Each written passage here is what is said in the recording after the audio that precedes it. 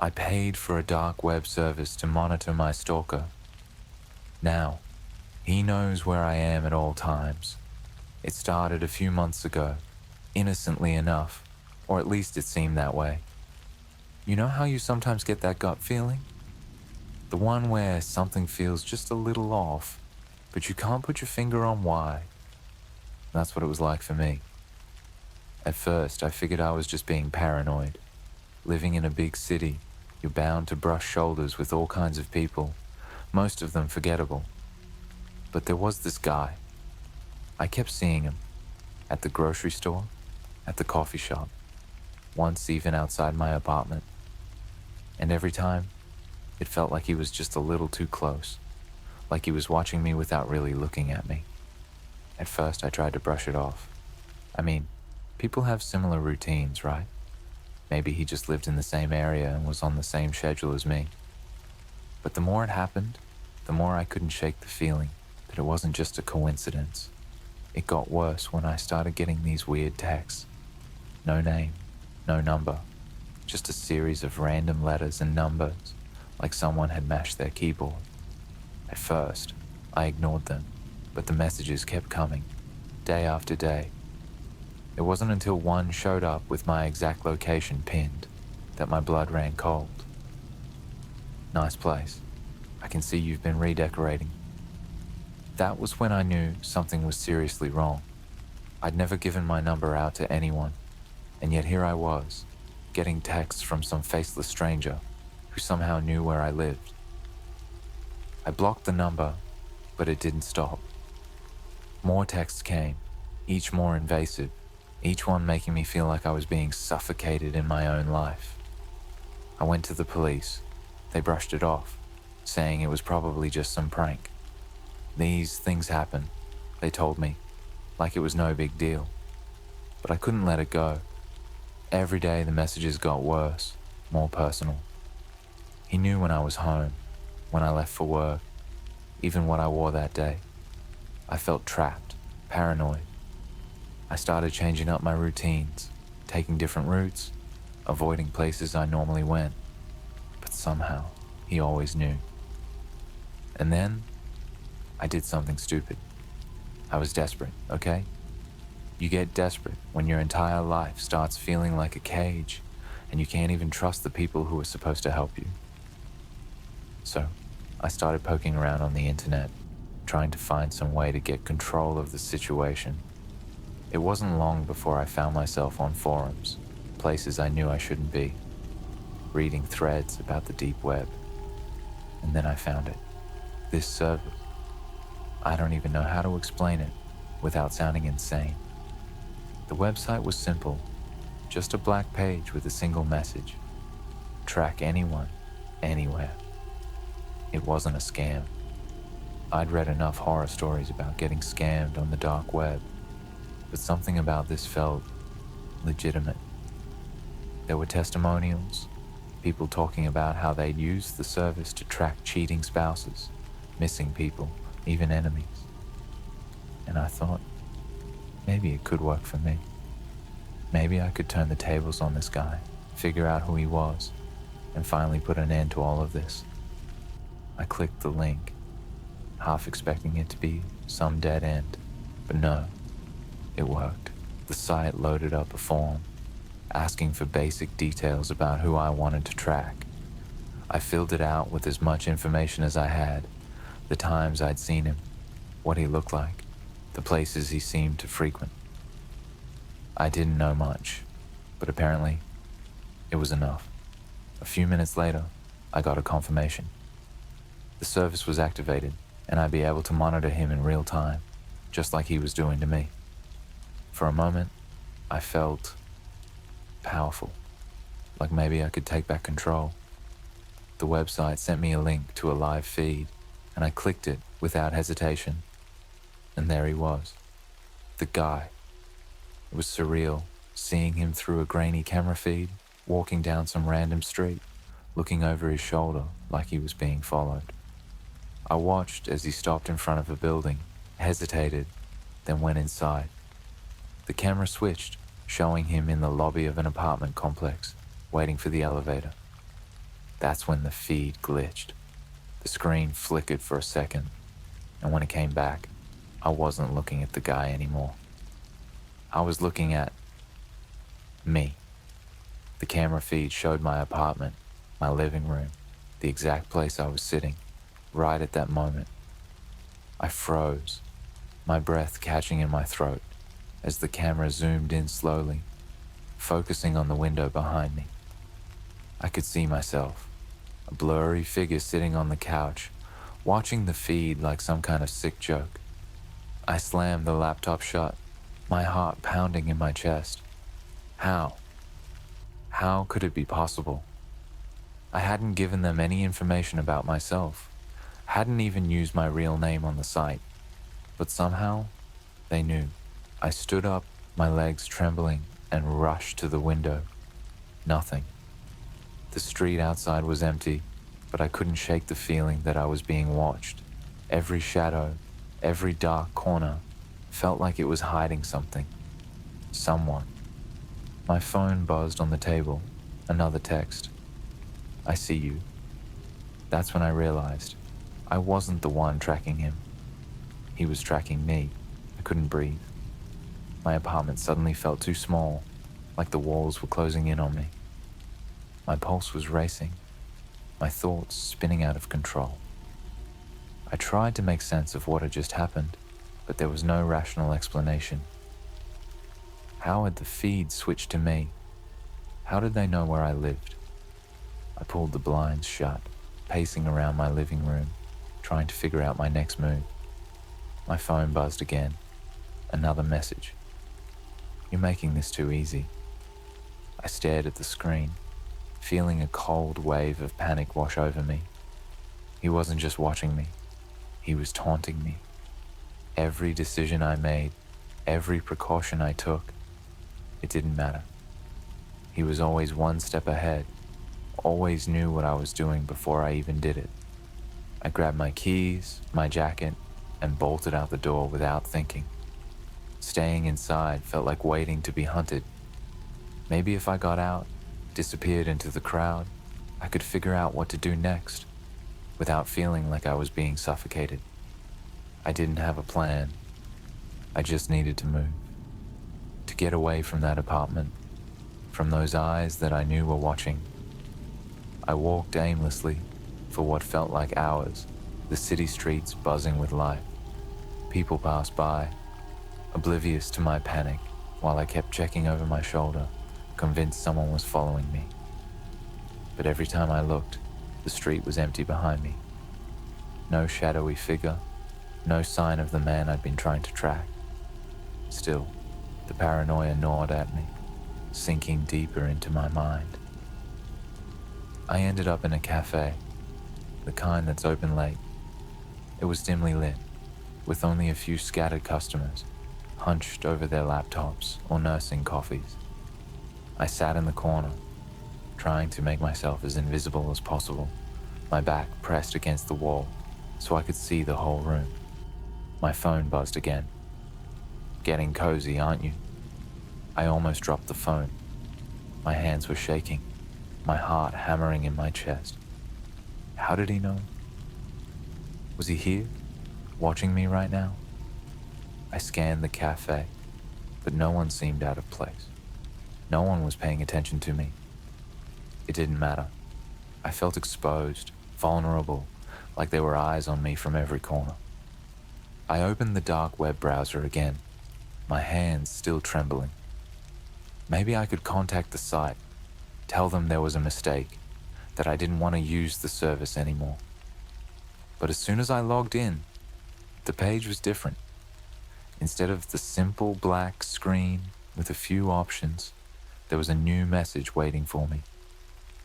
You can't stop now. We're just getting started. The words on the screen made my stomach drop. This wasn't just about the stalker anymore. This was something else. I clicked on the message, hoping for some kind of answer, some way to shut this down. But as the page loaded, a live video feed appeared, and I felt my blood run cold. It was me, sitting in the cafe. Right at that moment, I stared at the screen, my mind struggling to comprehend what I was seeing. It was a direct feed from inside the cafe, showing me from the exact angle I was sitting, as if someone had a camera trained on me the entire time. The video quality was low, grainy, but it was unmistakable. It was me.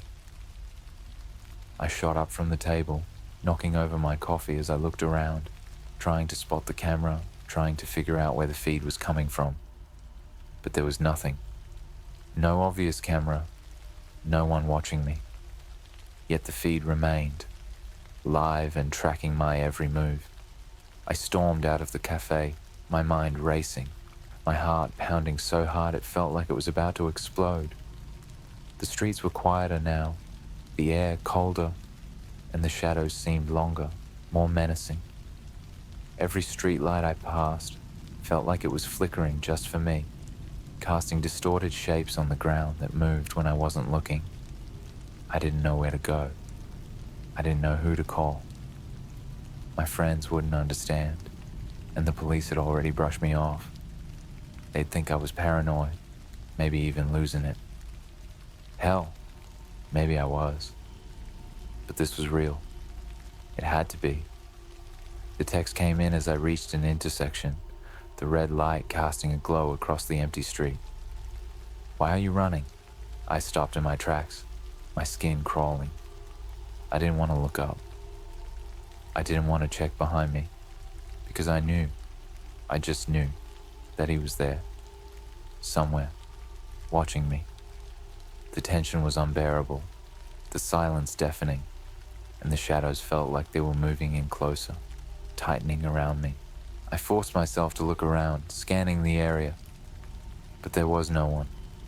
No cars, no pedestrians, just the quiet, empty street. Yet I could feel him.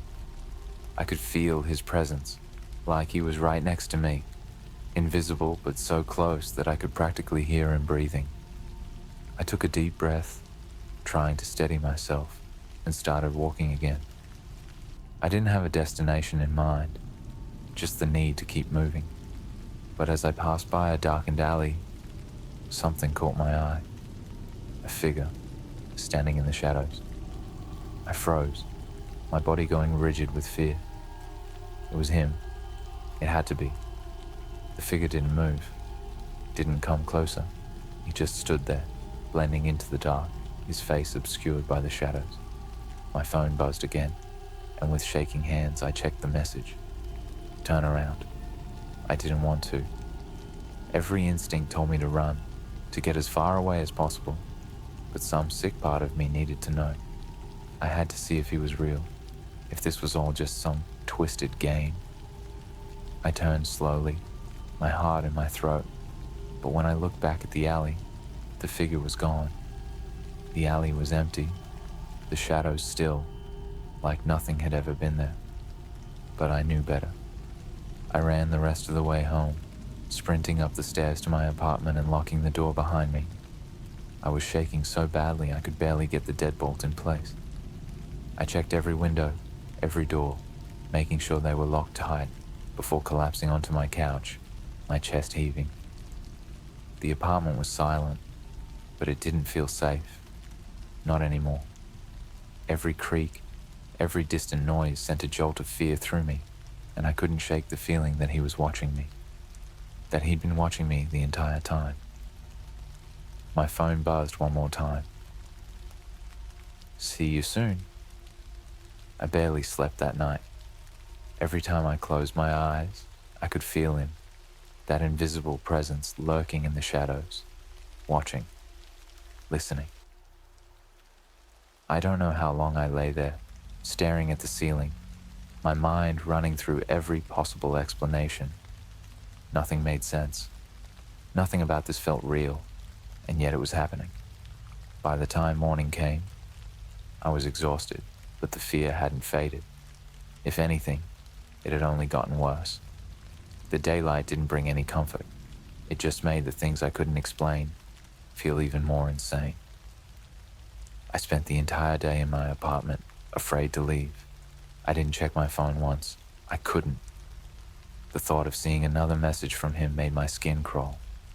But I couldn't hide forever. I knew that. Eventually, I'd have to face this, whatever it was. Around noon, I caved and opened my laptop, hoping to retrace my steps, find something I had missed. Maybe I'd clicked on the wrong link, fallen for some kind of elaborate phishing scam. Maybe that was all this was. Someone messing with my life because I'd wandered into the wrong corner of the internet. But when I pulled up the browser, there was a new message waiting for me on the dark website. The familiar, empty black screen with just one line of text in the center. You can't hide. My stomach dropped. I slammed the laptop shut, my heart racing. How was this happening? I hadn't logged into the site. I hadn't even used my real name. How could they know where I was? How could they know everything about me? I stood up, pacing around the room, trying to figure out what to do. My first instinct was to get out of the apartment, just leave, go somewhere he couldn't find me. But the more I thought about it, the more I realized how pointless that would be. He had found me in the cafe. He had found me on the street. No matter where I went, he would know. I needed to think. I needed to stop reacting and start figuring out who this guy was and how he was doing this. Maybe if I could turn things around and find out who he was, I could stop this nightmare from escalating any further. Against every instinct I had, I reopened my laptop. The black screen was still there, the message still glowing in the center. My hands were shaking as I typed my own response. Who are you? For a few seconds, nothing happened. The screen remained unchanged, and I wondered if this was just some automated message, some kind of program designed to scare people into thinking they were being watched. But then the screen flickered, and a new message appeared. I'm closer than you think. A cold chill ran down my spine. I could feel the air in the room growing heavier, like the walls were closing in again. I had to fight the urge to run, to throw my laptop out the window and get as far away as possible. But I couldn't. Not yet. I typed again, my hands trembling. What do you want? The response came almost immediately, like whoever was on the other end had been waiting for the question. To see you. I shut the laptop again, my heart pounding in my chest. The words felt like a threat, like he was daring me to step outside, to make myself vulnerable. I wasn't going to play into his hands. But what could I do? He was already in my life, and I couldn't even tell how. My thoughts spiraled, racing to come up with some kind of solution. But the only thing I could think of was the dark web service. The same service I had stupidly paid for in the first place. I had to get out of this deal. Whatever it was, whatever they had done, I needed to shut it down. I needed to disappear from their radar. Maybe that was the way to sever the connection and get my life back. I decided to contact the site directly. There had to be some kind of support, someone I could reach out to. After all, it was a service, right? There had to be a way to cancel. I opened the dark web browser again, wincing as the screen loaded. The same simple black page, the same ominous message staring back at me. But this time, there was a small link in the corner. It was barely noticeable, just a faint outline of text that read, "Cancel your service." I clicked it without hesitation. A form popped up, asking for my details. Name, account ID, reason for cancellation. I filled it out as quickly as I could, practically slamming the keys. When I finished, I hit submit. For a moment, nothing happened. Then the page refreshed and a new message appeared. Your request has been denied. I stared at the screen, disbelief washing over me. I tried again, filling out the form a second time, but the same message appeared. Your request has been denied. Panic set in. I tried again and again. Each time, the same message.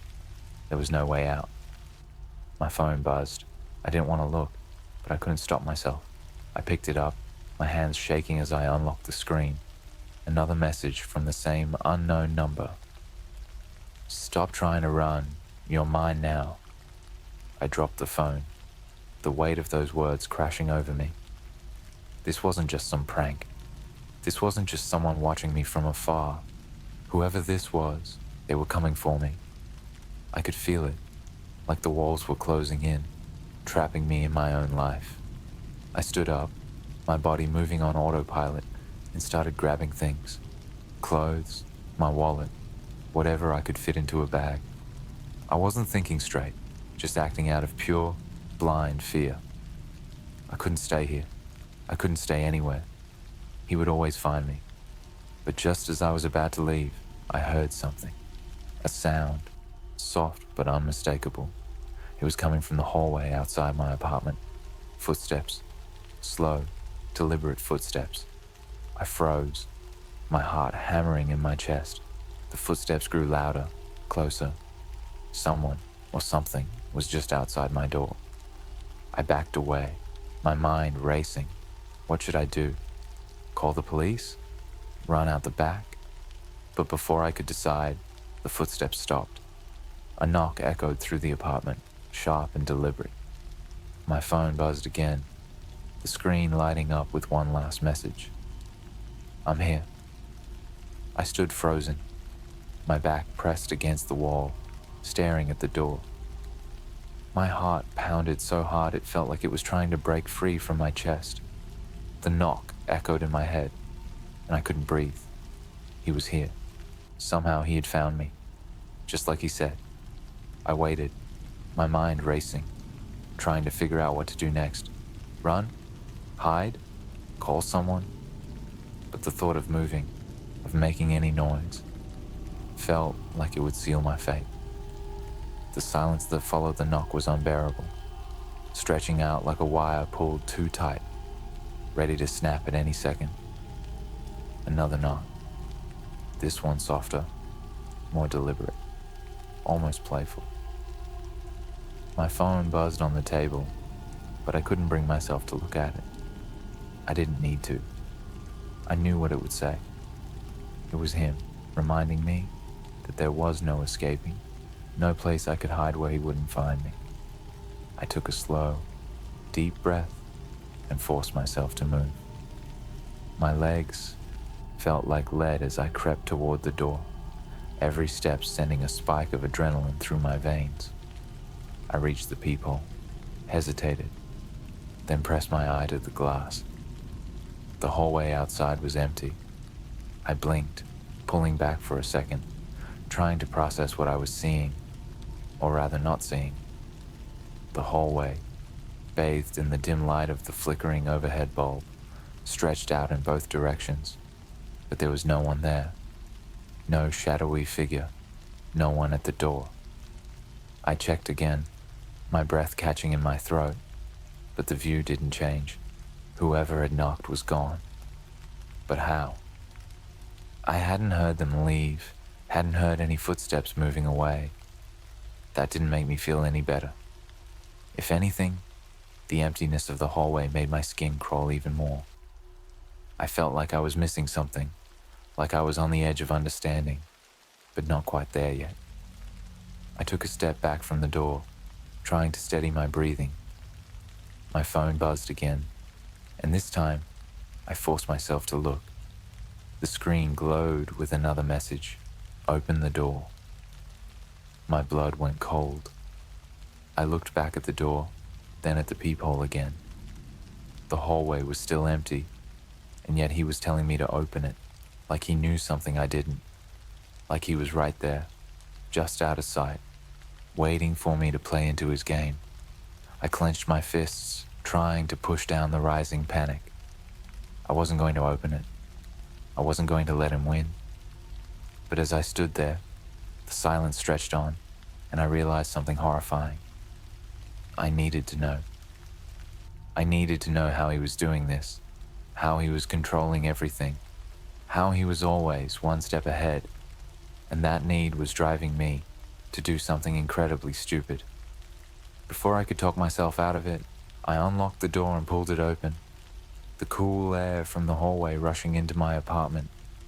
I stood in the doorway, heart pounding, eyes darting up and down the empty hall. There was no one there. No one had knocked. No one was waiting to pounce.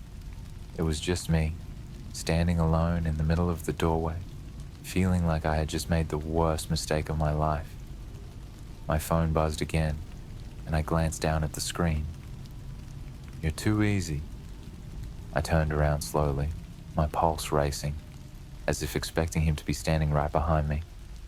But my apartment was, as I had left it, silent, still. Except, something felt wrong. I couldn't put my finger on it at first, but there was a subtle shift in the atmosphere, a heaviness in the air that hadn't been there before. I took a cautious step back into the apartment, leaving the door ajar, my eyes scanning the room. Everything looked the same, but there was an unnatural stillness to it, like the apartment was holding its breath, waiting for something to happen. That's when I heard it. A soft creak, not from the floor, not from outside, but from inside the apartment. My blood turned to ice. I wasn't alone. I tried to tell myself it was nothing. Maybe it was just the building settling, or the wind outside, but deep down I knew better. I knew someone, he, was in there with me. I took a step forward, my eyes scanning every corner of the room, but nothing moved. Another step, and then I heard it again, closer this time. A soft shuffle, like someone shifting their weight, trying to stay hidden. I backed up, my hands trembling, feeling for the door behind me. I needed to get out. I needed to leave, now. But just as I was about to bolt, something caught my eye. The closet door. It was open just a crack. I hadn't touched it. I hadn't opened it. And yet, there it was, slightly ajar, like someone had slipped inside and forgotten to close it all the way. My heart pounded in my ears, my throat tight with fear. I knew I shouldn't look. I knew whatever was behind that door wasn't something I wanted to see, but my legs moved on their own, slowly carrying me across the room toward the closet. I reached out, my hand shaking, and gripped the edge of the door. For a moment, I hesitated, my breath coming in short, shallow gasps. But then with a sudden burst of courage, or maybe stupidity, I yanked the door open. The closet was empty. I blinked, my mind struggling to process what I was seeing. There was no one there, no one hiding, just my clothes, hanging limply from their hangers, and a few boxes piled on the floor. I let out a shaky breath, stepping back, my entire body trembling with a mix of relief and confusion. Maybe I was losing it. Maybe the stress of everything had finally gotten to me, and I was seeing things that weren't there. But just as I was about to close the closet door, my phone buzzed, one last time. "Behind you." The words hit me like a punch to the gut. My breath caught in my throat, and for a moment, I couldn't move. I couldn't think. I just stood there, frozen, my mind racing. Then slowly, I turned around. The door to my apartment was still open, the light from the hallway spilling into the room. But standing in the doorway, half shrouded in shadow, was a figure, tall, motionless, watching. I couldn't see his face, couldn't make out any details. But I knew. I knew it was him, the stalker, the one I had paid to track. And now, he had found me. To be continued. The figure stood in the doorway, a silhouette against the dim light from the hallway. Time seemed to slow, every second stretching out as I stared at him, my heart pounding in my ears. He didn't move. He just stood there, watching me, like he had been waiting for this moment. I couldn't breathe. My body was frozen, every muscle locked in place, unable to make a decision. Run, scream, fight. Nothing seemed like it would matter. He had been one step ahead of me the entire time, and now he was right here, inside my life. His presence filled the room, heavy and suffocating. I could feel his eyes on me, even though I couldn't see his face. The way he stood, motionless and calm, made my blood turn cold. There was no rush, no urgency in his movements. He had all the time in the world, and he knew I was trapped.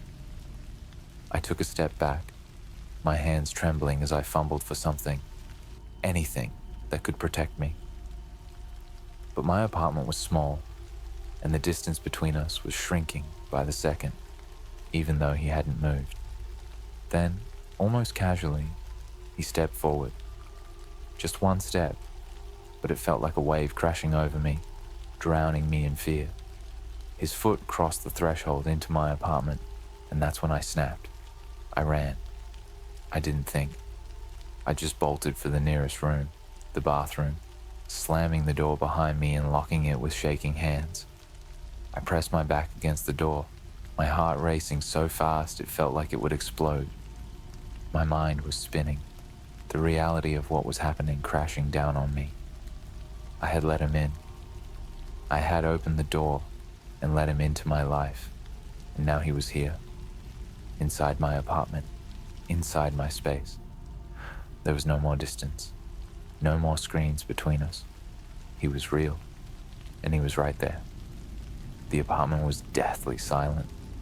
I couldn't hear him move. That was the worst part, the quiet. My mind was racing with questions. Was he still in the hallway? Was he standing outside the bathroom door right now, waiting for me to come out?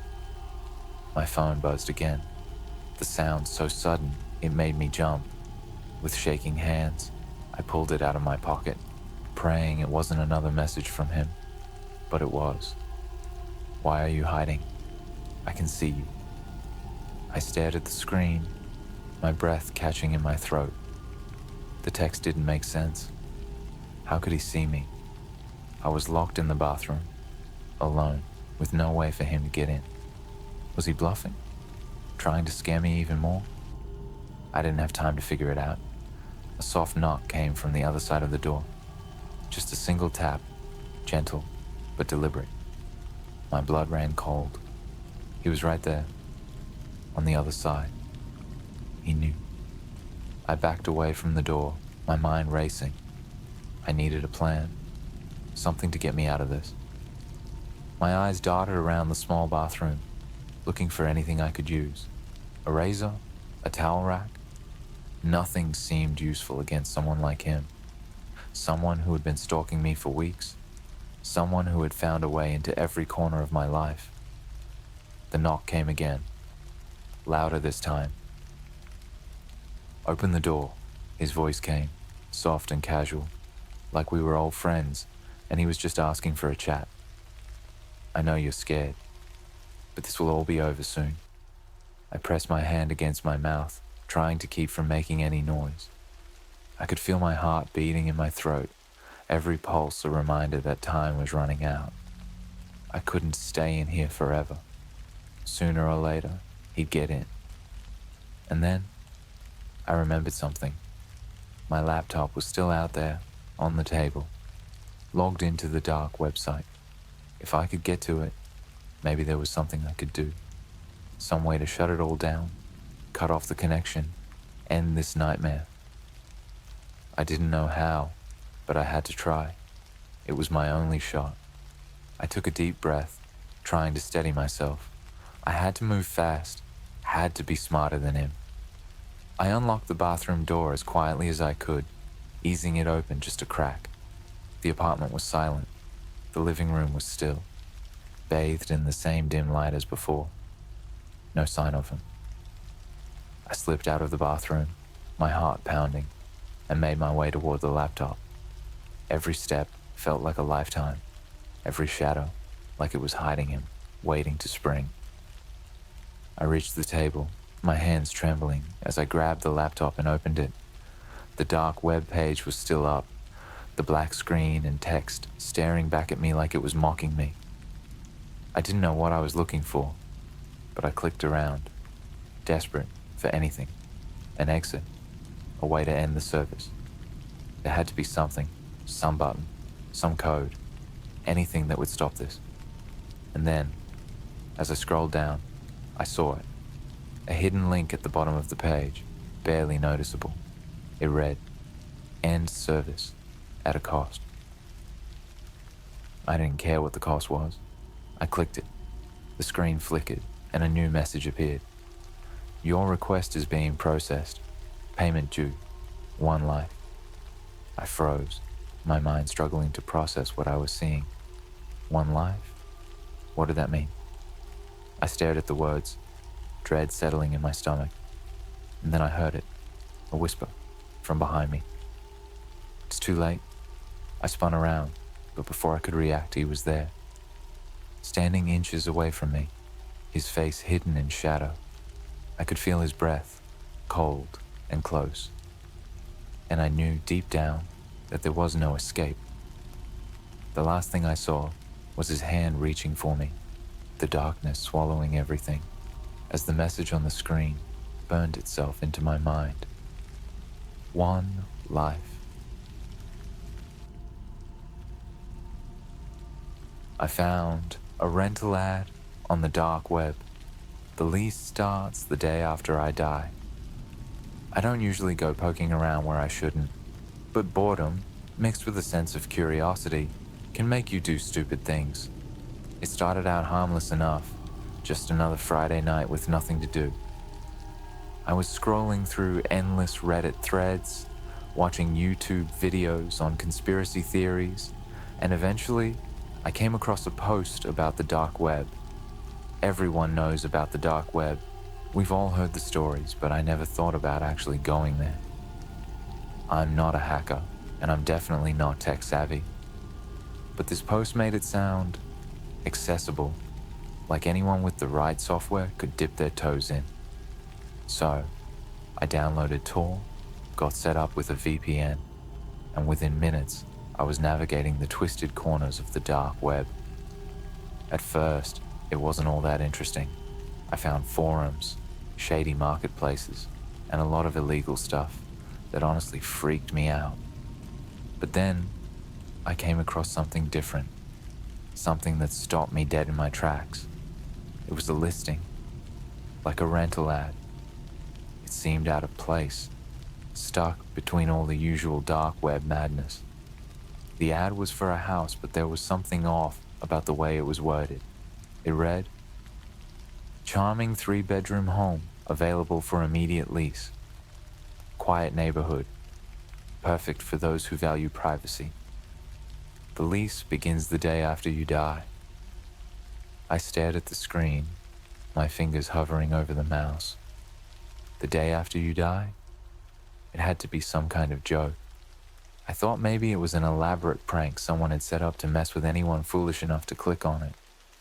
But the longer I stared at it, the more uneasy I felt. There was no contact information, no phone number, no name, just the address and that chilling sentence about death. I should have closed the tab. That's what any sane person would have done. But something about it gnawed at me.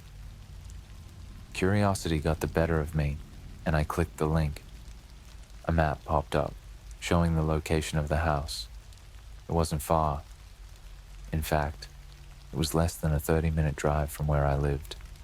That's when the pit in my stomach started to grow. I had no intention of actually going there, but I couldn't stop thinking about it. The words kept repeating in my mind. The lease begins the day after you die. I tried to brush it off, telling myself it was all some weird internet joke, but the more I thought about it, the less it felt like a joke. That night, as I lay in bed, I kept picturing the house, wondering if it was real, if someone was living there, or worse, if it was sitting there empty, waiting for someone like me. By the time Saturday rolled around, I'd convinced myself to drive out there. I wasn't going to do anything stupid. I just wanted to see if it was real. I could find the place, take a quick look, and leave. Simple as that. Maybe seeing it in person would calm my nerves. I hopped in my car around noon and punched the address into my GPS. The drive was uneventful, mostly quiet country roads, but the closer I got, the more isolated the area became. The houses became fewer and farther between, and soon there was nothing but fields on either side of me. It was the kind of place where you could disappear and no one would notice. When I finally arrived, the house was exactly as the ad described, charming in an unsettling sort of way. It was a small, two-story house with an overgrown lawn and paint that was peeling in patches. The windows were dark and the place looked abandoned. Yet somehow, it didn't feel empty.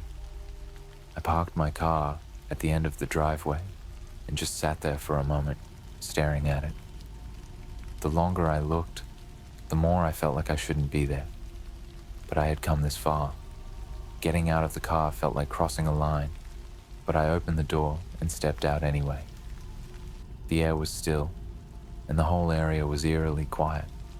No birds, no wind.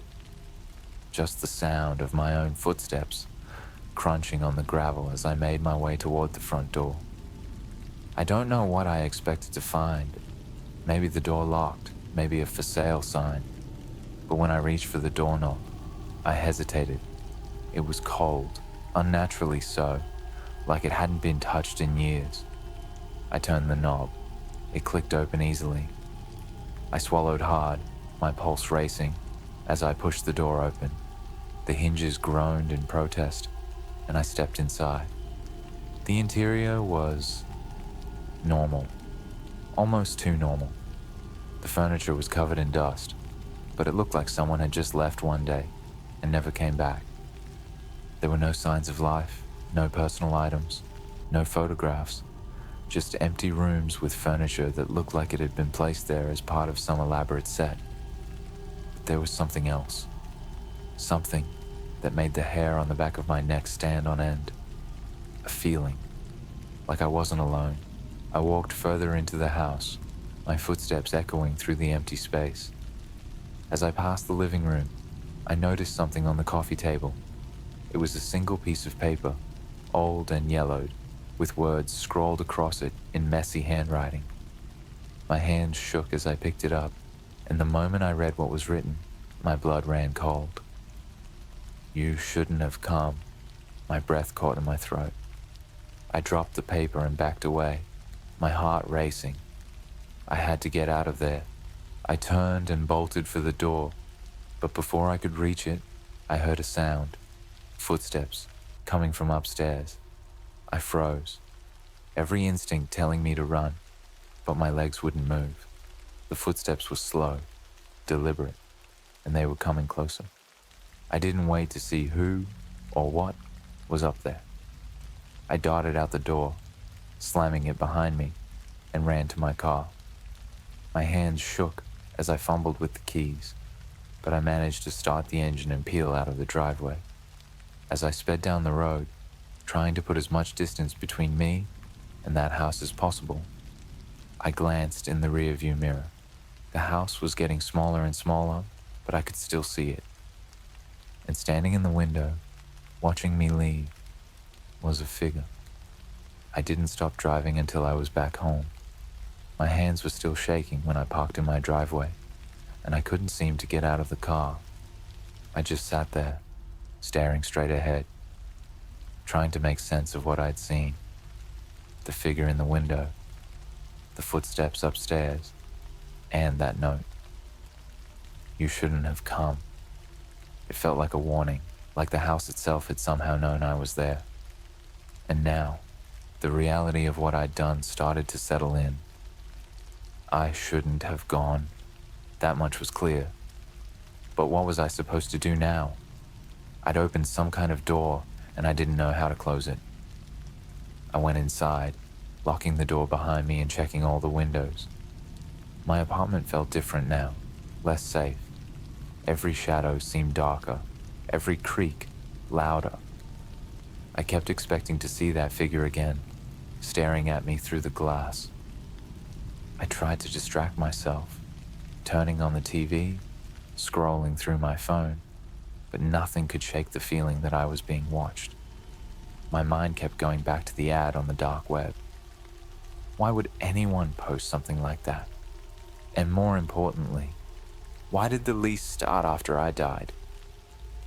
My phone buzzed, pulling me out of my thoughts. I looked down at the screen, and my heart nearly stopped. It was a text from an unknown number. How was the house? I dropped the phone like it had burned me. My mind raced. How did they know? How could they possibly know I'd been there? I didn't respond. I couldn't. The text was followed by another, just as cryptic. The lease is ready. Tomorrow. Panic set in. Tomorrow? What the hell did that mean? Was someone planning to kill me? Was I being stalked? I racked my brain, trying to figure out how they had found me. I hadn't given anyone my number. No one even knew I'd gone to that house. I tried to think rationally. Maybe it was a prank. Maybe someone was messing with me. But the longer I sat there, the more I knew it wasn't a joke. This wasn't some elaborate prank.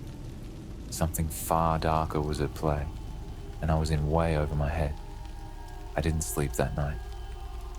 Every time I closed my eyes, I pictured that figure in the window. The slow, deliberate footsteps from upstairs echoed in my mind. By the time the sun came up, I was exhausted, but I knew I couldn't stay in my apartment. I had to do something. I had to find out what was going on. I grabbed my keys and drove to the nearest coffee shop, trying to clear my head. My mind was a fog of confusion and fear. The cafe was busy, people going about their lives as if nothing in the world was wrong. But for me, everything had changed. I sat down at a corner table, pulling out my laptop. I had to go back to the dark web. I had to find that ad again, see if there was something I'd missed. Maybe I could find out who had posted it, or at least figure out why they were targeting me. I logged in and started searching, but the ad was gone. There was no trace of it, no listing, no map. It was like it had never existed. My heart sank. I tried searching for the address, for any mention of the house, but nothing came up. It was as if the whole thing had been erased from existence. But then something caught my eye. A new listing, similar to the first, but not exactly the same. This one was shorter, more direct. Room for rent, move-in date, the day after you die. The address was different, but the message was clear. It was happening again. A cold shiver ran down my spine as I realized what was going on. This wasn't a one-time thing. Whoever was behind this had done it before, and now it was my turn. I quickly closed my laptop, my hands shaking. I didn't know what to do. Should I go to the police? What would I even tell them? That I found a creepy rental ad on the dark web, and now I was being stalked by some unknown force? They'd laugh me out of the station. But I couldn't just sit around and wait. I had to do something. I had to go back to that house. The thought filled me with dread, but I knew there was no other choice. I had to find out what was really going on. Maybe I'd missed something. Maybe there was a clue, something that could explain this. I drove back to the house in the middle of the afternoon, hoping that daylight would make things feel less terrifying. It didn't. The house was exactly the same as I had left it. The front door was still slightly ajar, the windows dark and empty. I parked at the end of the driveway, taking a deep breath before stepping out of the car. The air was still, unnervingly quiet. I half expected the figure to be watching from the window again, but when I looked, it was gone. I walked slowly toward the door, my heart pounding in my chest. Every step felt heavier than the last. I pushed the door open, stepping into the dim interior. The same sense of unease washed over me, the same oppressive silence. The note on the coffee table was gone, and for a moment, I wondered if I had imagined the whole thing, but I knew better. I moved further into the house, my footsteps echoing through the empty rooms, the living room, the kitchen, all untouched. But then I heard it, faint, almost imperceptible, a creaking sound coming from upstairs. My heart raced, but I forced myself to move forward. The stairs groaned under my weight as I climbed them, every step feeling like it could be my last. When I reached the top, I stood there, frozen. The hallway stretched out in front of me, lined with closed doors. The creaking had stopped. I didn't know which door to open first. My instincts screamed at me to turn around, to leave, but I couldn't. I had to know. I reached for the first door, my hand shaking as I twisted the knob. The door swung open, revealing a small, empty bedroom. The bed was made, the furniture covered in a fine layer of dust, but there was nothing out of the ordinary. I closed the door and moved to the next. Same thing, and the next. But when I reached the final door at the end of the hallway, I hesitated. Something about this door felt different. The air around it was colder, and the handle was ice cold to the touch. I turned the knob slowly, pushing the door open. Inside, the room was dark, the curtains drawn tight, but there was something on the floor, something that made my blood run cold. A coffin, and on top of it, a piece of paper with a single sentence written in the same messy handwriting as before. Your lease begins tomorrow. I couldn't move. The sight of that coffin, sitting there like it had been waiting for me, locked me in place. My heart pounded so hard it felt like it might burst out of my chest. The paper sitting on top of the coffin was the only thing I could focus on. Those words scrawled across it. Your lease begins tomorrow. My breath came in shallow gasps. What did that even mean? My mind scrambled for answers, but nothing made sense. This had gone beyond a creepy rental ad. This was something else, something darker. I stepped into the room, every fiber of my being screaming at me to leave. But I couldn't. I had to understand. The floor creaked under my weight, and the air felt thick, like walking through water. Slowly, I approached the coffin, the paper practically glowing in the dim light, filtering through the curtains. My hand trembled as I reached out and picked it up. There was more writing on the back, but this time, it wasn't a warning. It was instructions. Sign the contract, accept the terms. Your time is running out. I dropped the paper, my hands shaking uncontrollably. A contract? What contract? The thought of signing anything related to this nightmare made my stomach churn, but the fear that crept up my spine told me I didn't have a choice. I took a step back, my eyes darting around the room. There had to be something I was missing. Something that would explain this, give me a way out. But the more I looked, the more I realized that the room was almost completely empty. No furniture, no decorations, just the coffin. And then I noticed it. A small envelope tucked under the edge of the coffin lid. It was barely visible, but once I saw it, I couldn't ignore it. I knelt down, my fingers hesitant as I pulled it free. It felt old, the paper brittle under my touch. The envelope had my name on it. I swallowed hard and opened it. Inside was a single piece of paper, folded neatly. I unfolded it slowly, my eyes scanning the words. By entering this house, you have agreed to the terms of your lease. The lease begins upon your death. Any attempt to break this contract will result in immediate consequences. My blood ran cold. It was a contract, but not one I had willingly signed. Just being in the house had sealed my fate. I stumbled backward, my mind spinning. This couldn't be real. There had to be a way out. But the more I thought about it, the more hopeless it felt. The lease wasn't something I could break. at least not by normal means. Whatever this was, it was binding. Suddenly, the air in the room changed. It grew colder, and a strange sensation washed over me. A feeling of being watched. My skin prickled, and I glanced toward the door, expecting to see the figure from the window, standing there. But it wasn't the figure. It was the coffin. The lid was moving. Slowly, creaking open inch by inch. I froze, unable to breathe, as the lid lifted just enough for me to see inside. Empty.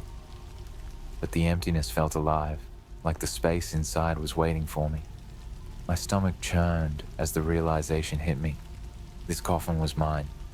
The lease started after I died, and it was coming for me. I turned on my heel and bolted out of the room. I had to get out of there. Now, the stairs creaked under my feet as I sprinted down them, my mind racing, trying to figure out what I was going to do. I had no plan, no idea how to escape this, but I knew one thing. I couldn't stay in that house. I flung the front door open and ran to my car, fumbling with the keys in my shaking hands. I could still feel that oppressive presence following me, like the house itself was reaching out, trying to drag me back in. I slammed the car door shut and floored it, peeling out of the driveway. As I sped down the empty road, I glanced in the rearview mirror, expecting to see something or someone following me. But there was nothing, just the house, fading into the distance. But the dread didn't leave. I drove for what felt like hours, my thoughts a jumbled mess. I had no idea where I was going. I just needed to get away. But no matter how far I drove, the weight of that contract hung over me. I couldn't shake the feeling that it wasn't over. My phone buzzed, breaking the silence in the car. I glanced at it, my heart racing as I saw the notification. Another message. Same unknown number. You can't run from it? I slammed the brakes, my heart pounding in my chest.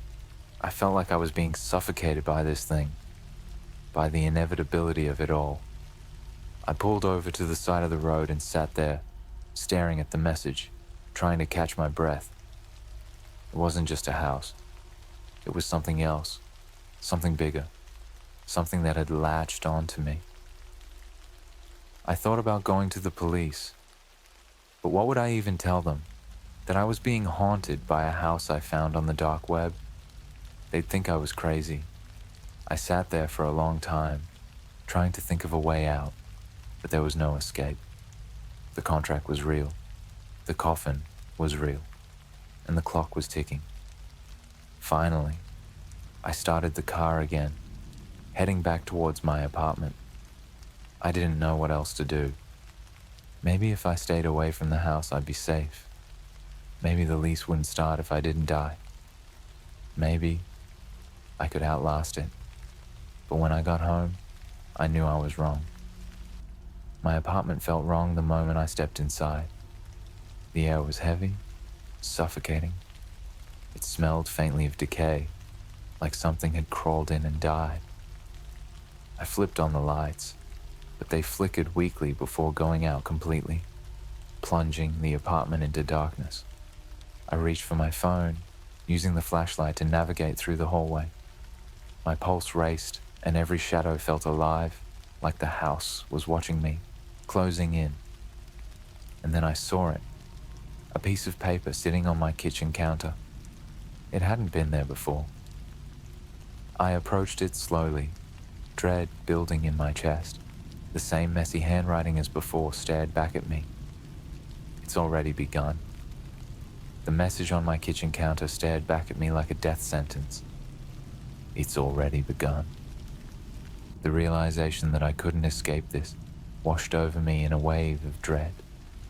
The contract wasn't tied to the house anymore. It had followed me here, to my own home. The oppressive feeling from that place had latched onto me, and I knew I had to face it. The lights in my apartment stayed dead, leaving me in a silence that felt more like a presence. I backed away from the counter, gripping my phone like a lifeline as the light from its flashlight flickered across the darkened walls. Every corner of my apartment seemed to shift, the shadows moving in ways they shouldn't. I was no longer alone. A noise broke the silence, a soft creak, like the sound of someone stepping across the floor. It came from my bedroom. My chest tightened as I realized that whatever was happening hadn't just followed me. It was inside my home now, moving around like an unseen tenant. I forced myself to move, my legs shaky as I headed toward the sound. The closer I got to the bedroom, the colder the air became, and that same smell, the one from the house, was here, stronger than before. That sickening scent of rot and decay. My hands were trembling as I reached for the door, pushing it open slowly. The room was dark, and at first glance, nothing seemed out of place. But as I stepped inside, I saw something that made my blood run cold. On my bed, laid out neatly, was a suit, a funeral suit, my size. The fabric looked old, worn, like it had been used before, and sitting on top of it was a folded piece of paper. I didn't want to touch it, but I couldn't stop myself. I picked up the paper, unfolding it with trembling fingers. The words were scrawled in the same messy handwriting as before. Wear this tomorrow. Tomorrow. The day the lease started. My breath caught in my throat as the reality sank in. I was preparing for my own death, and the thing, whatever it was, wanted me to know that I couldn't stop it. I was being dressed for my own funeral, and no matter how much I fought it, the contract was already in motion. Suddenly, the room felt smaller, like the walls were closing in around me. I needed to get out. I dropped the paper and stumbled back into the hallway, my mind racing. The lights flickered again, casting brief flashes of light on the walls before plunging the apartment back into darkness. And then I heard it. A voice, faint, barely above a whisper, coming from somewhere deep inside the apartment. Sign it. I froze. The voice wasn't loud, but it was clear, cutting through the silence like a knife. I couldn't tell where it was coming from, but it echoed through the air, filling the space around me. Sign it, it repeated, this time more insistent. My heart pounded in my chest as I backed away, retreating into the living room. The shadows seemed to pulse with the rhythm of the voice, and I could feel it, whatever it was, growing stronger. The contract wasn't just a piece of paper anymore. It was alive, binding me to something I couldn't escape. And then I saw it, another envelope, sitting on the coffee table, right where I had found the note earlier. It hadn't been there when I first came in. My hands shook as I reached for it. Inside was another piece of paper, but this one wasn't a message. It was a contract. A real, legal-looking document, complete with a signature line at the bottom. My name was already printed at the top, like it had been waiting for me all along. Sign it, the voice whispered again, louder this time. I could feel my body trembling as I stared at the paper. The contract was clear. I had agreed to the terms the moment I had entered that house. The lease would begin the day after I died, and nothing could break it. My fate was sealed, but I wasn't ready to give up. Not yet. I threw the contract down and grabbed my phone, searching for any sign of hope, some way out. I tried calling a friend, the police, anyone who could help, but every call failed. My phone screen flickered, the signal cutting out as if the very air around me was working against me. The apartment grew colder, and the smell of decay was everywhere now, suffocating me. I had to leave. I couldn't stay here. Whatever was coming, it wasn't going to wait for tomorrow. I bolted for the door, throwing it open and rushing into the hallway. But the moment I stepped outside, the air felt thick, heavy, The walls seemed to stretch on endlessly, the hallway twisting into a maze of darkness. It didn't make sense. My apartment wasn't that big. But now, it felt like I was trapped in an endless loop. I ran, my footsteps echoing in the silence. But no matter how far I went, the hallway never ended. The shadows grew longer, and the voice followed me, whispering with every step. Sign it. Desperation clawed at me. My breaths came in ragged gasps as I stopped, looking around for any sign of an exit. But there was nothing, just the endless hallway and the growing presence of the thing I couldn't see, but could feel all around me. And then, as suddenly as it had started, the hallway was gone. I was back in my apartment, standing in the center of the living room. The contract was still on the coffee table waiting for me. Sign it, the voice whispered, this time right next to my ear. I turned, but there was no one there. The air around me was still, the shadows looming closer. I knew what was coming. I knew that tomorrow wasn't just a day on the calendar, it was the day everything ended. The contract had already taken hold. My time was running out. But I wasn't going to go quietly. With shaking hands, I grabbed the contract and tore it in half, my pulse racing. The paper shredded easily, falling to the floor in pieces. For a moment, everything was still. I thought maybe I had done it. Maybe I had broken the contract. But then the voice came again, louder this time, filling the entire apartment. Too late. The walls trembled, and the floor seemed to shift beneath my feet. The air grew impossibly cold, and I felt someone, standing behind me. I didn't dare turn around. I knew what was waiting for me. And then the lights flickered once more, plunging the room into darkness. The room went pitch black, and the air around me grew dense, pressing in from all sides. I could feel something. No, someone, standing just behind me, their breath cold against my neck. My body locked up, paralyzed by fear, but I didn't dare turn around. Every instinct screamed at me to run, but I couldn't move. The voice returned, but this time it wasn't a whisper. It was loud, echoing through the darkness, filling every corner of the room. Too late. The words vibrated through my chest, shaking the very air around me. I could feel the presence behind me, closer now, as though it were waiting for something, for me to acknowledge it, to give in. But I couldn't. Not yet. With a trembling hand, I fumbled for my phone, desperate to cast any light into the darkness. The screen flickered weakly before the battery icon flashed red and died completely. My lifeline was gone. Suddenly, the cold shifted. The presence moved, circling me, like a predator. I could feel it brushing past me, like cold fingers grazing my skin, but there was nothing to see. The silence between us was unbearable, and then the floor beneath me creaked. Something was standing in front of me. I took a step back, my mind racing for any escape, any way out, but my options were gone. The contract, the house, the coffin, it had all been leading to this. The lease had started, and now I was its final payment. Then, I heard it. A soft scraping sound, like something being dragged across the floor. My heart raced as I realized it was coming from the direction of the front door.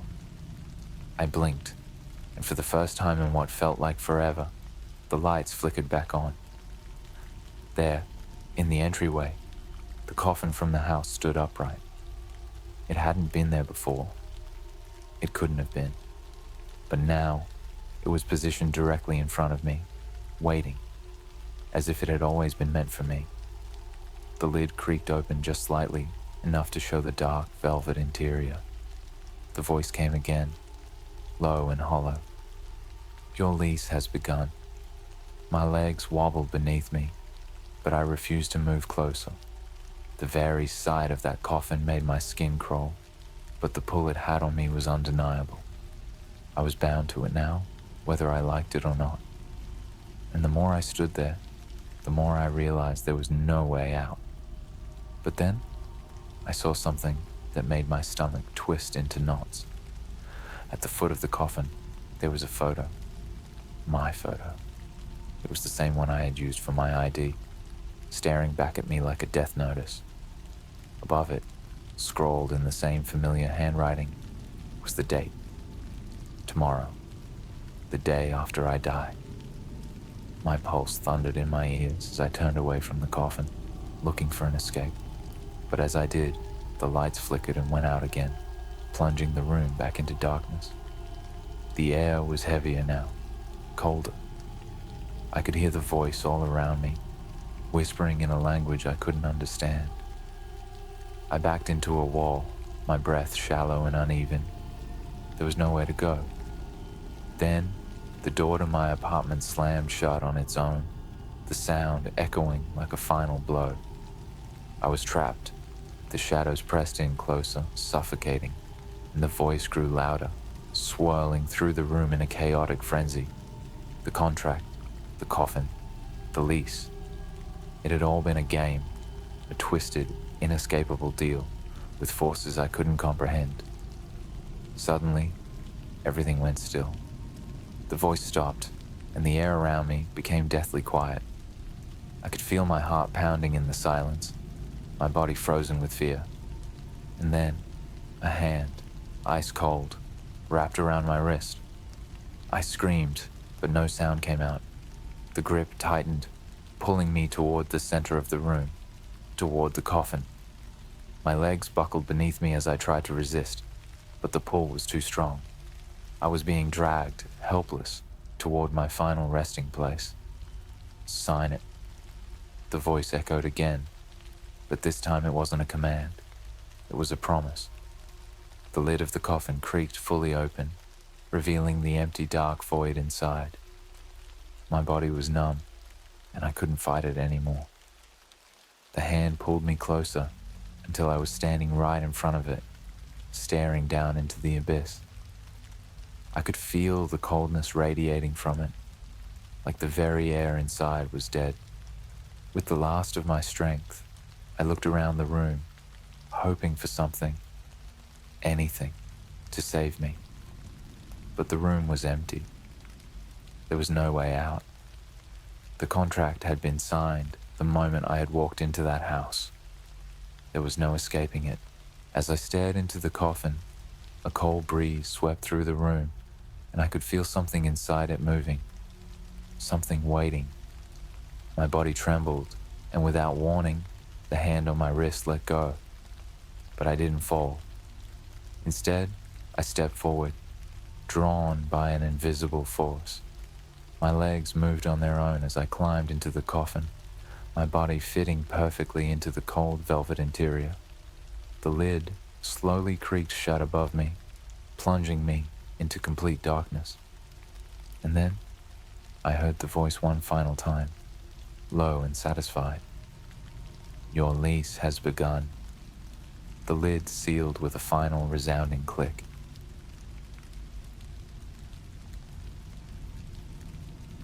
I accepted a quick job from the dark web. Now, the police are asking questions I don't have answers to. It started with a job listing that seemed too good to be true, because in hindsight, it was. I've always been one of those people who stumbled into strange corners of the internet out of curiosity. Not in a dangerous way, or so I thought. I just liked digging around, seeing what odd things people were posting. A few months ago, I found myself on a forum where people traded stories about weird, under-the-table jobs. You know, the kind, get paid in cash or crypto, no questions asked. I wasn't really looking for work. I had a steady enough job, but the paycheck was barely covering rent. And then I saw it. A simple post buried in a thread. Need someone for a quick task, $2,500. No experience required. Anonymous, easy work. DM for details. I clicked on it. I don't know why. Boredom, maybe? Or just plain curiosity. The idea of making that kind of money for something easy seemed tempting. The guy who responded to my message was direct, no fluff. He said he had a job for me that would take no more than 30 minutes of my time. He never said what it was in the thread, but in our private chat, he mentioned it was offline work that involved picking up a package. Simple enough. Here's where I should have backed out, but instead, I asked the one question that crossed my mind. Is it illegal? His reply came almost instantly. No, it's more like a courier job. You won't be handling anything dangerous or illegal. Just deliver the package to a specific address, cash in hand. Courier job, fine. I've delivered stuff before, worked part-time gigs as a driver. Easy money, right? The instructions were clear. I was to meet someone at a nondescript location on the outskirts of town. They'd give me the package, and I was to drive it to an address across the city. No names, no signatures, just drop it off. He even promised half the payment up front through Bitcoin, which he sent immediately after I agreed. That should have been my first red flag. But the money hit my account, and I told myself it was harmless. Just a drop-off, right? The location was a run-down old parking lot behind a forgotten strip mall. I parked, waiting for whoever was supposed to meet me. The sun was setting, casting long shadows across the lot. I'd expected some sketchy figure, maybe a guy in a hoodie, or someone trying too hard to stay unnoticed. Instead, a woman approached. She looked normal enough, mid-30s, dressed casually, nothing out of the ordinary. But there was something off about her.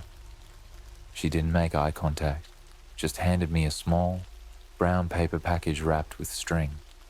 No labels, no markings. She didn't say a word, just shoved it into my hands, turned around and walked away before I could ask anything. That's when the anxiety started creeping in. I stared down at the package, suddenly aware of how strange this whole thing felt. But I was already in it. I told myself it was probably just some expensive jewelry or documents, something rich people didn't want going through the regular channels. I put the package in the passenger seat and headed toward the delivery address. The streets were quiet, and I couldn't shake this weird sense of dread.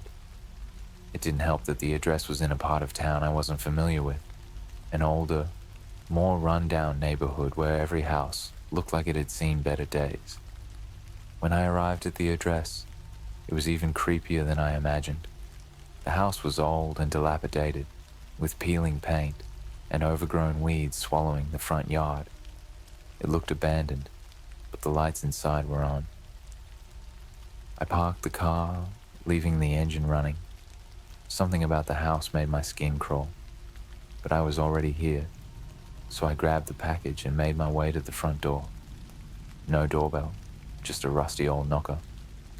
I hesitated, hand frozen in midair. The thought of just leaving the package on the doorstep and driving off crossed my mind, but then I remembered the instructions. Hand it over directly, no exceptions. I knocked, once, twice. The door creaked open almost immediately, and a man stood there, shrouded in the darkness of the hallway. I couldn't see his face. He was standing just beyond the reach of the light spilling from the porch. He didn't say anything, didn't step forward, just waited. I held out the package, feeling more uneasy by the second. He took it without a word, his fingers brushing mine briefly. They were cold. Too cold. As soon as the exchange was done, I turned and hurried back to the car. I didn't look back. Something about the whole thing felt wrong, like I had just made a deal with the devil himself. But I kept telling myself it was just paranoia. I got home, half expecting a message confirming the job was done. But instead, there was nothing. No follow-up, no contact. The money was already in my account, but now that I had it, I couldn't enjoy it. I tried to sleep that night, but my mind kept replaying the events of the day. The package, the woman, the man in the doorway. The next morning, everything felt off. There was no reason for it, but I felt watched, like someone had followed me home. Every time I glanced out the window, I expected to see someone lurking across the street. My phone buzzed, and for a second, I thought it might be the guy from the job, but it wasn't. It was the police. They wanted to ask me a few questions about an incident in the area. An incident at the same address I had delivered the package to. My stomach dropped. The officer's tone was casual, but something in his voice made me nervous. I had no idea what had happened at that house, but I knew one thing. I didn't have any answers to the questions they were about to ask. The knock on my door the next morning rattled me out of a shallow, restless sleep. I wasn't expecting anyone, least of all the police. I had barely gotten myself together, half-dressed, my mind still foggy with the unease that had followed me since the job. I opened the door to find two officers standing on my front porch. They weren't dressed in full uniform, which made it worse. There was something casual, too casual, about their approach, like they were trying to make me feel comfortable. It only made me more anxious. "Mr. Davis?" one of them asked. I nodded, swallowing hard. "We'd like to ask you a few questions. There was an incident at a property in town last night, and your name came up in connection with it."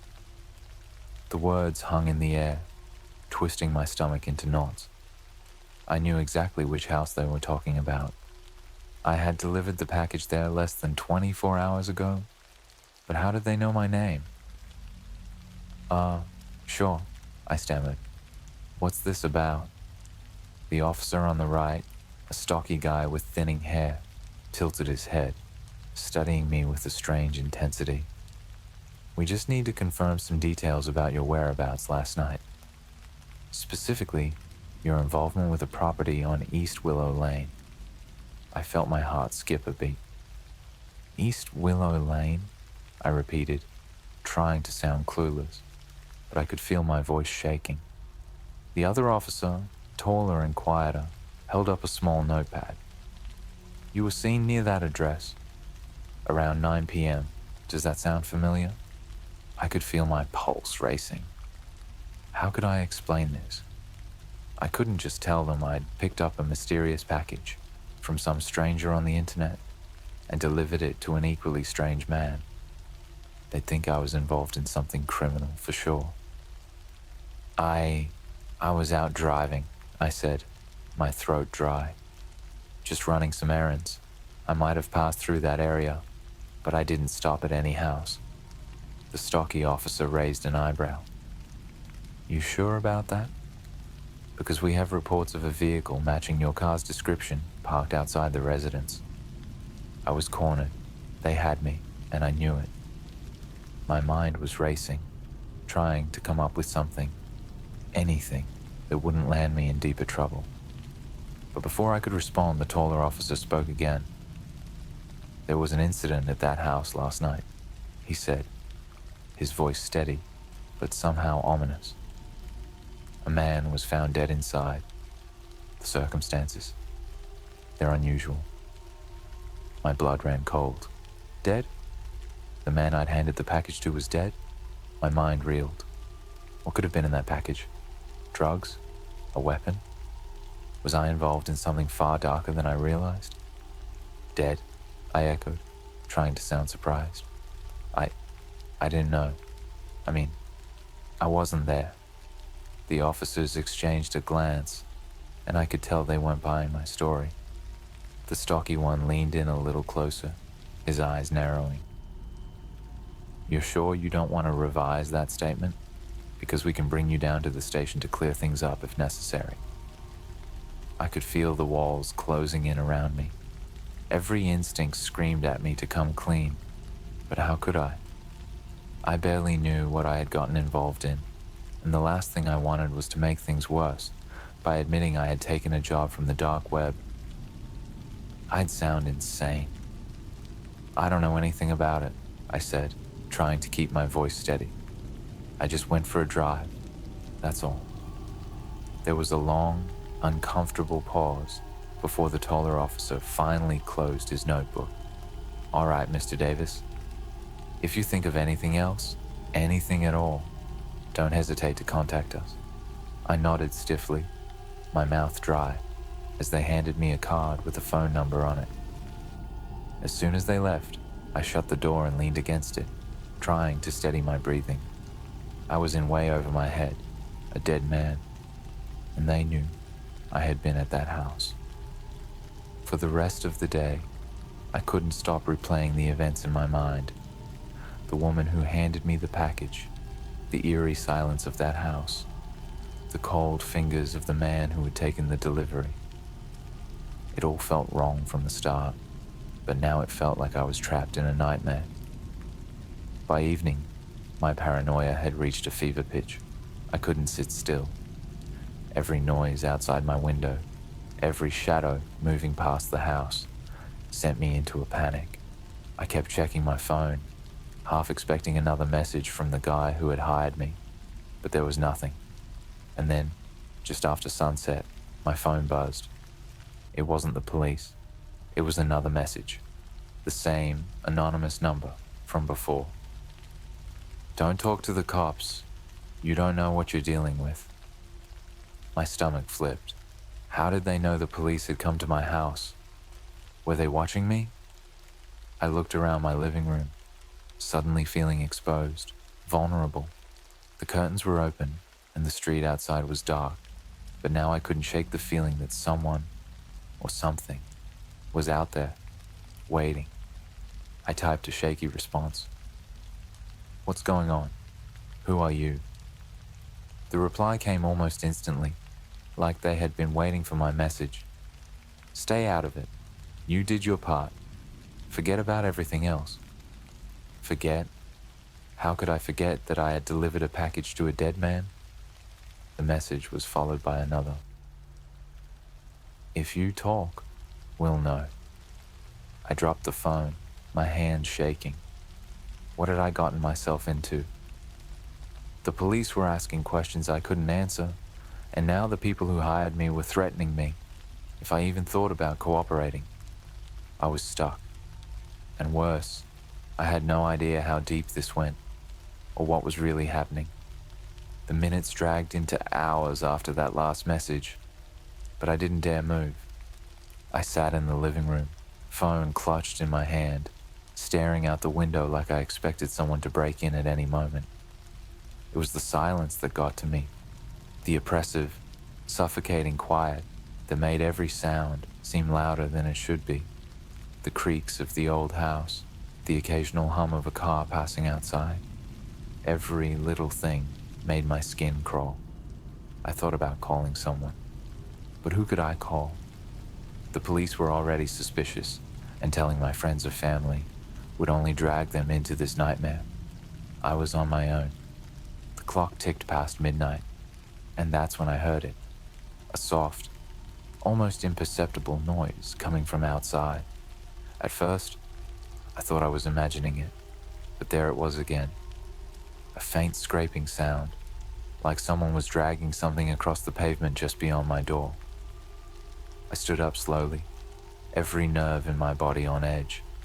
My eyes darted to the front door, and I could feel my pulse in my throat.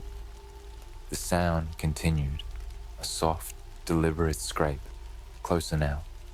My fingers tightened around my phone as I moved toward the door, praying it was just some stray animal or the wind. But as I peered through the peephole, my heart dropped. There, just beyond the front porch, was a figure. It was hard to make out in the darkness, but they were standing still, facing the house, their head tilted slightly as if listening. I couldn't see their face, only the outline of their body, a tall, thin shape, bathed in the faint glow of the streetlight. I backed away from the door, my mind racing. Was it the same person who had messaged me? Was it someone else? I had no idea what their intentions were, but the timing was too perfect to be a coincidence. Whoever they were connected to this mess. And now, they were right outside my door. The scraping sound stopped, and for a moment, there was nothing but silence.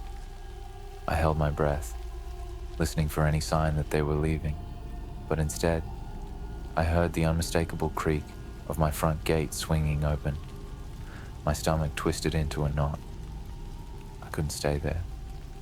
If they were coming to the door, I didn't want to be inside when they got in. I grabbed my jacket, slid on my shoes, and headed for the back door as quietly as I could. The moment my hand touched the doorknob, my phone buzzed in my pocket, the sudden vibration nearly making me drop it. I glanced down, my heart pounding in my ears. It was another message from that same anonymous number. You're being watched. Don't run. My blood went cold. I was halfway out the back door when I read those words, and it felt like ice water had been poured over me. How did they know what I was doing? Were they watching me now? From where? The paranoia hit me full force. I spun around, scanning every dark corner of the backyard, my eyes darting to the neighboring houses, the fences, the trees. But nothing moved, no sign of anyone lurking. And yet, that message was proof enough that someone was close. Too close. I was trapped. If I ran, they'd know. If I stayed, they could come inside. I didn't know what to do, and the fear was suffocating. I made a decision then, maybe not the smartest, but the only one I could think of. I locked the back door again, grabbed my car keys from the table, and slipped out through the side gate. If they were watching the front and back, I figured maybe, just maybe, I could slip out unnoticed through the alley behind my house. The alley was dark and narrow, barely lit by a flickering street lamp at the end. I kept my head down, moving as quickly as I could without making noise. My car was parked a block away, and every step I took felt like it echoed in the silence. As I approached the car, I had this overwhelming sense that I wasn't alone. It felt like eyes were burning into the back of my head, and no matter how many times I looked over my shoulder, there was nothing there. Just that cold, empty street. I reached my car, unlocked the door, and slid inside. Relief washed over me for a split second until I saw it. There, tucked under the windshield wiper, was another note. My hands were trembling as I reached for it. The paper was damp from the night air, but the writing was clear, scrawled in thick, black ink. You're not as smart as you think. Stop running. I dropped the note, my chest tightening with panic. How the hell had they known? I'd been so careful, so quiet, and yet they were always one step ahead. It was like they could predict my every move. Without thinking, I jammed the keys into the ignition and floored it.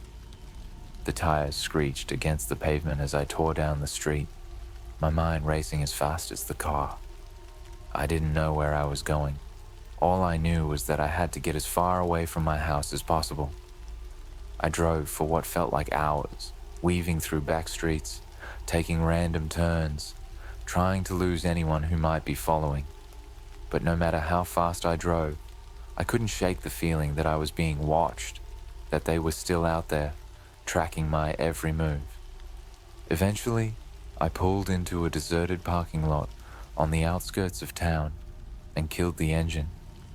The silence that followed was deafening, broken only by the sound of my own ragged breathing. I sat there in the dark, gripping the steering wheel, my mind a whirlwind of fear and confusion. Then my phone buzzed again. Another message, the same number. You can't hide from us. You know too much.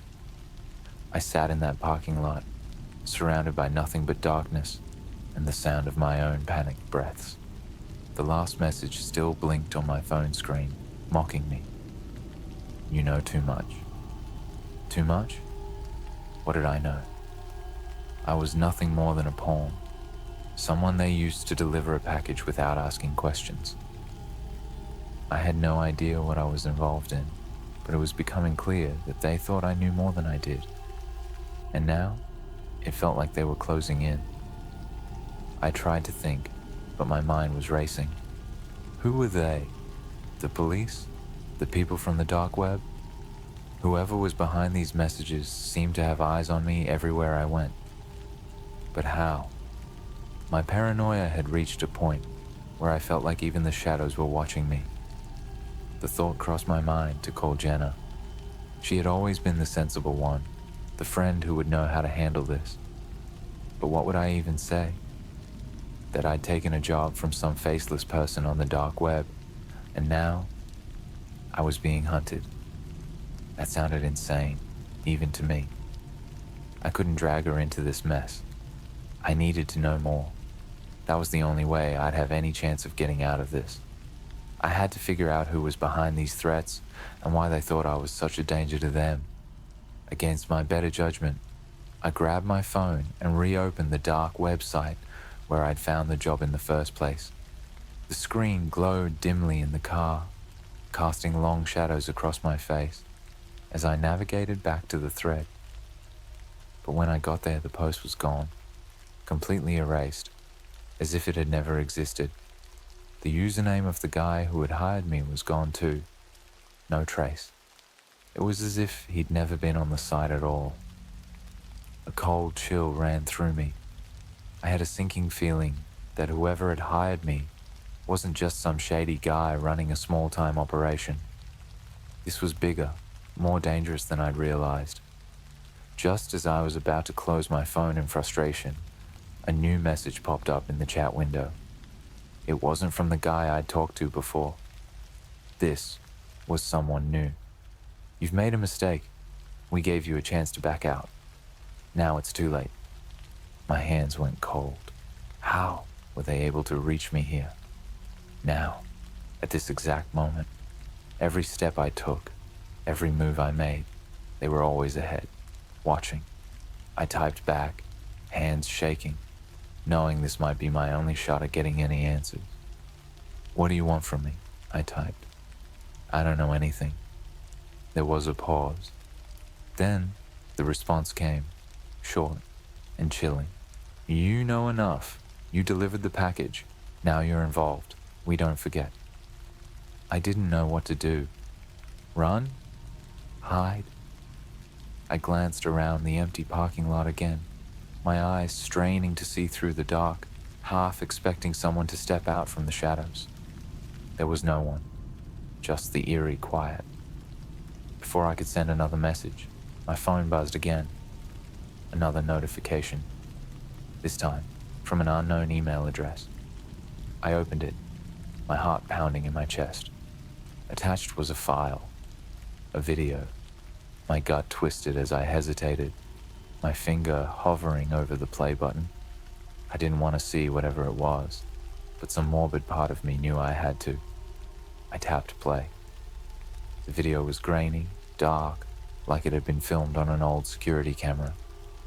At first, all I saw was a static shot of the front porch of the house I had delivered the package to. The same house, the same door. A man, barely visible in the shadows, stepped into the frame. It was the same man who had taken the package from me. But what happened next made my blood freeze. The door opened, and he handed the package to someone inside. I couldn't see who it was, just a figure lurking in the darkness. The man said something, too faint to hear clearly, and then without warning, he collapsed. No sound, no struggle.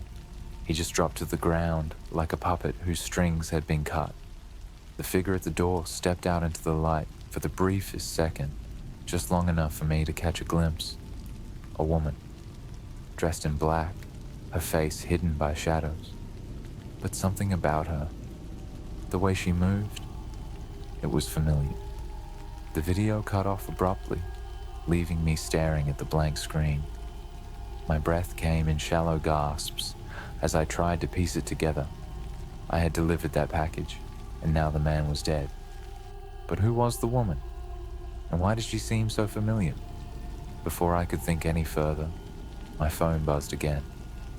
Another message from the same anonymous number. "We warned you. You're in too deep now. Don't look for her. She's already found you." My heart nearly stopped. I glanced around, my skin crawling. "She's already found you." The words echoed in my head, twisting into something even darker than the video I had just watched. Was the woman in the video the same woman who handed me the package? Or worse, was she someone I already knew? I couldn't stay in that parking lot. I needed answers. But more than that, I needed to know if I was safe. I grabbed my keys and started the car, heading back towards my apartment. My thoughts raced faster than the car itself, but halfway home, my phone buzzed again. It was a picture this time, a photo of my house, taken just minutes ago. Someone was waiting for me. The image of my house burned into my mind as I sped down the empty streets, hands gripping the steering wheel so tight my knuckles turned white. The picture had been taken recently, too recently. Whoever had sent it was watching me, and they were close. I didn't know what I would find when I got home. Part of me wanted to turn the car around, leave town, and never look back. But the other part, the one gripped by fear and a need for answers, knew that running wasn't an option. When I finally pulled into my street, my heart felt like it was lodged in my throat. My house looked the same from the outside, quiet, still. No lights on, no movement. But that didn't mean anything. They could be inside, waiting for me, watching. I parked down the block, trying to be as inconspicuous as possible, and made my way toward the house on foot. Every shadow felt alive. Every distant noise made me jump. By the time I reached the front steps, my legs felt like they might give out beneath me. I didn't go through the front door. Instead, I slipped around the side of the house, heading for the back entrance, my breath shallow and ragged. The alley was dark, the only light coming from a dim porch bulb a few houses down. I fumbled for my keys, but stopped when I noticed something strange. The back door wasn't fully closed. It was cracked open, just enough to make my blood run cold. I hadn't left it that way. I knew for a fact I had locked it when I left. Someone was inside. I stood frozen for a moment, listening. Nothing but silence. That oppressive, heavy silence that had been following me since the moment I took this job. Pushing the door open as quietly as I could, I stepped inside, my skin crawling. The kitchen was dark, the air thick with tension. I couldn't see anyone, but the feeling that I wasn't alone was overwhelming. My instincts screamed at me to get out, but I needed to know. I needed to understand what I had been dragged into. That's when I heard it. Soft footsteps coming from the living room. My heart pounded in my ears as I crept toward the sound, every muscle in my body tense, ready to run if I had to. As I reached the doorway, I stopped dead. There, standing in the middle of my living room, was the woman from the video. She was facing away from me, her long black hair falling over her shoulders, her figure barely illuminated by the faint light coming from the street lamp outside. She was still, eerily still, like a statue. I couldn't move. I couldn't speak. The fear was paralyzing. Then, without turning around, she spoke. "I told you not to look for me." Her voice was calm, soft, but there was something sinister behind it, something that made my skin crawl. I didn't respond. I couldn't. She slowly turned her head, just enough for me to catch a glimpse of her face in the dim light. It was her, the woman who had handed me the package. The same cold, detached expression. But now, there was something else in her eyes. Something wrong. "What do you want?" I finally managed to whisper, my voice barely audible. She didn't answer right away. Instead, she took a step closer, and I instinctively backed away, my heart racing. You were just a pawn, she said, her voice steady. A delivery boy. But now you've seen too much. I swallowed hard, my mind racing. I don't know anything. I just did what I was told. She smiled, but it wasn't a kind smile. It was twisted, almost mocking, as if she found the whole situation amusing. That's the problem, she said, her voice barely above a whisper now. You were never supposed to understand. I tried to move, to run, but my legs wouldn't cooperate. It felt like the room had closed in around me, like I was trapped in some invisible grip. My breath came in short, shallow gasps as she took another step toward me. I should have listened, I stammered, desperation creeping into my voice. I shouldn't have gotten involved. She stopped, tilting her head slightly, studying me. But you did, and now you're part of it. My phone buzzed in my pocket, the sudden vibration startling me out of my paralysis. I fumbled to pull it out, my hands shaking. Another message had come through, the screen lighting up with a new notification. It's over. I didn't have time to react before I heard movement behind me. Heavy footsteps. I turned, expecting the worst, but instead, I saw two men in dark clothing stepping into the room. They moved quickly, efficiently, grabbing the woman by the arms before she could react. She struggled, but their grip was firm. They dragged her toward the door, ignoring her protests, and within moments, they were gone, disappearing into the night, as if they had never been there at all. I stood there, frozen in place, my mind reeling from everything that had just happened. The silence returned, thicker than ever. It was over. Or at least I thought it was. As I stood there, trying to process what had just happened, my phone buzzed again. Another message, the final one. You delivered more than a package. You delivered a secret. Now you'll never be free. My hands shook as I stared at the screen, the realization sinking in. This wasn't over. It would never be over.